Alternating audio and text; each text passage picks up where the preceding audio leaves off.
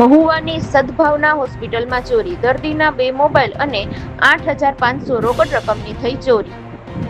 સદભાવના trust હોસ્પિટલની ગંભીર બેદરકારી, ચોરી થતા સીસીટીવી તપાસવા ગયા તો કેમેરા બંધ નીકળ્યા. સાવરકુંડલાના રહેવાસી પોતાના પિતાના ઓપરેશન માટે છેલ્લા 2-3 દિવસથી હોસ્પિટલમાં એડમિટ હતા. સવારે પિતાને રજા આપવાની હતી તે જ સમયે 2 મોબાઈલ ફોન અને 8,500ની રોકડ રકમની ચોરી થઈ હતી. હોસ્પિટલમાં તંત્રની લાપરવાહી, ચોરી અંગે તપાસ કરવા અંગે સીસીટીવી ફૂટેજ જોયા ત્યારે હોસ્પિટલ કાર્યાલય સંચાલકો પાસે પહોંચ્યા ત્યારે હોસ્પિટલના સીસીટીવી કેમેરા અને ડીવીઆર બંધ હોવાનું જાણવા મળ્યું.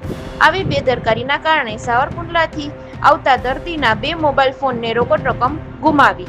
રિપોર્ટ હારૂનભાઈ ઓઠા, તાતણિયા. તમારું નામ અને શું ઘટના બની કાલ રાતમાં? મારું નામ સિરાજી ઇનાયત કાસમભાઈ છે. સાવરકુંડલાના રહેવાસી છીએ અને અમે 2-3 દિવસથી એડમિટ હતા અહીંયા. અને કાલે મારા પપ્પાનું ઓપરેશન થઈ ગયું હતું ઓલરેડી અને આજે સવારે રજા દેવાના હતા અને એ અરસામાં 2 મોબાઈલ અને 8થી 8.5 જેટલી રોકડ રકમ ચોરાઈ ગઈ છે. અને અમે કાર્યાલયમાં ગયા હતા તો ત્યાં એમ કીધું અને કેમેરા બધા બંધ છે અને ડીવીઆર નથી એમનું ચાલુ, એટલે કેમેરા બંધ છે.